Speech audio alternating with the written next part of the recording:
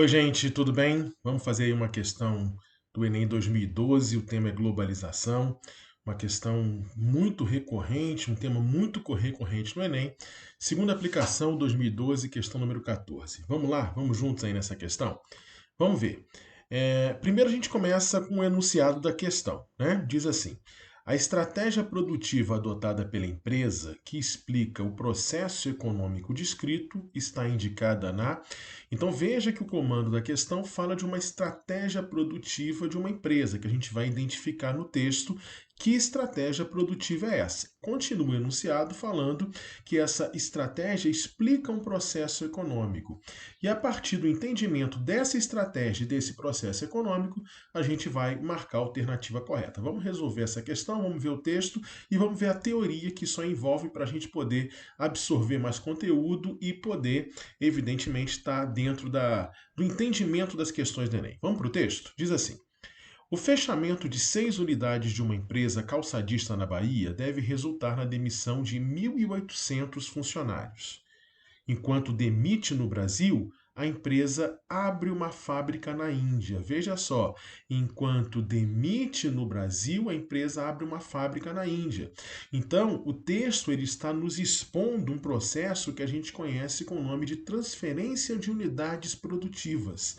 Ele completa o texto dizendo assim: nas 6 unidades fechadas na Bahia eram produzidos cabedais de calçados esportivos que serão fabricados também na Índia. Então, essa empresa brasileira fecha unidade produtiva no Brasil e transfere unidade produtiva para a Índia.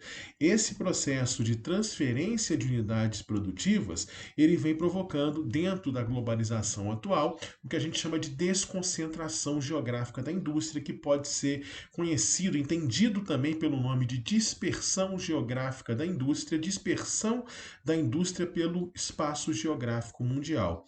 O que tem permitido o avanço desse processo de desconcentração geográfica da indústria? Basicamente a tecnologia. A tecnologia no setor de transportes, a tecnologia no setor de comunicações, afinal de contas, atualmente nós temos um modelo de transportes nos oceanos, né? Um modelo de transportes de grandes cargas através dos navios, né? Que levam mercadorias naquelas grandes caixas de aço chamadas containers, são navios cada vez maiores, que podem levar quantidade de carga cada vez maior. O que isso representa na prática? Se numa viagem você leva cada vez mais, o custo do transporte cai. Então você pode buscar esses produtos e produzi-los em lugares cada vez mais distantes. E as tecnologias de comunicação permitem a gestão à distância. Então significa dizer que você pode ter unidades produtivas em vários países e a sua sede no país X, né? E administrar à distância, ou seja, você pode espalhar unidades produtivas pelo mundo, dispersando geograficamente a indústria. Esse é o processo de desconcentração geográfica da indústria.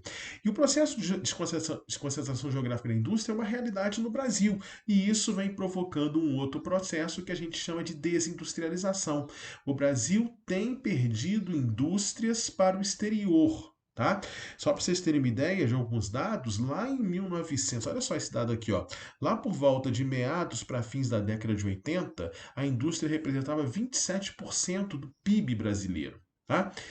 Já agora, bem recentemente, em 2016, 2017, a indústria, de 2018, na verdade, a indústria representava 11% do PIB brasileiro. Então, nós estamos tendo um processo de desindustrialização. Por que essa desindustrialização? Porque o Brasil é um país caro.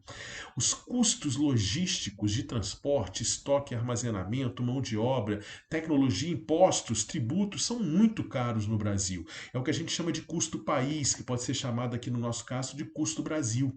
Qual o custo para produzir na China? Qual o custo para produzir na Índia? Qual o custo para produzir nos determinados países? Qual o custo para produzir no Brasil?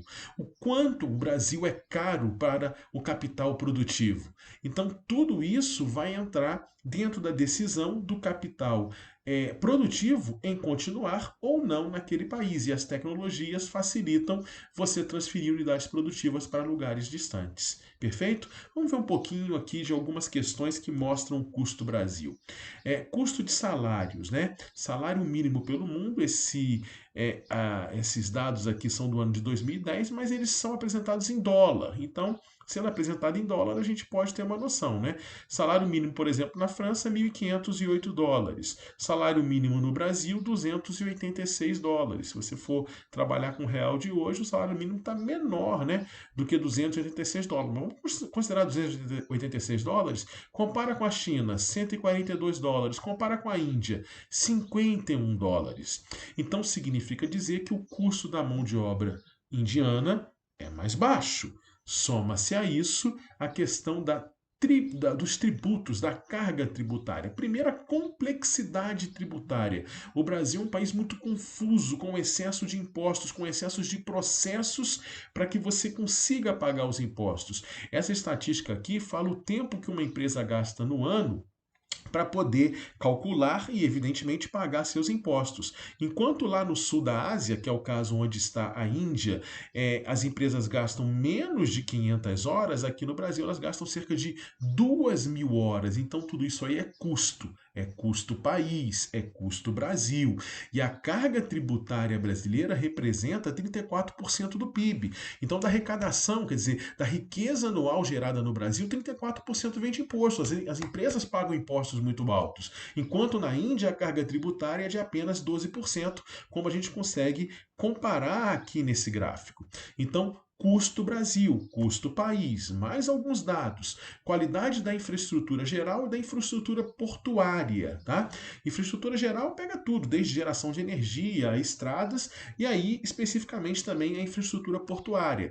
Dentro dessa classificação aqui realizada, 7 é a nota máxima, excelente, 1 péssimo, tá?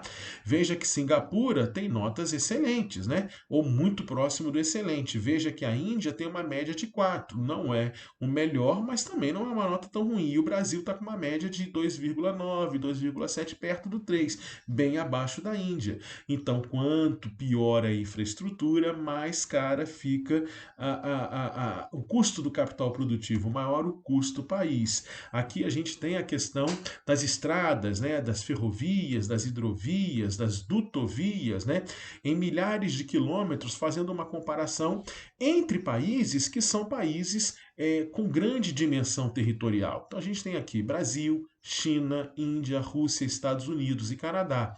Veja que o Brasil tem 219 mil quilômetros de rodovias pavimentadas.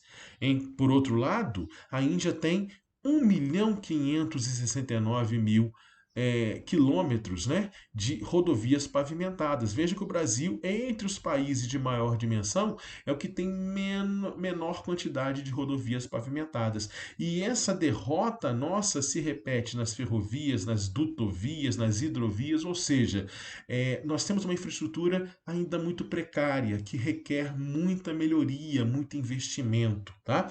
Então, isso aí entra dentro do custo Brasil. Gente, esse tipo de questão que vai falar sobre globalização, sobre indústria, sobre localização industrial, é um tipo de questão muito recorrente no Enem. Então ele quer que você tenha essa capacidade de percepção da realidade do país diante de uma situação. Qual é a situação apresentada?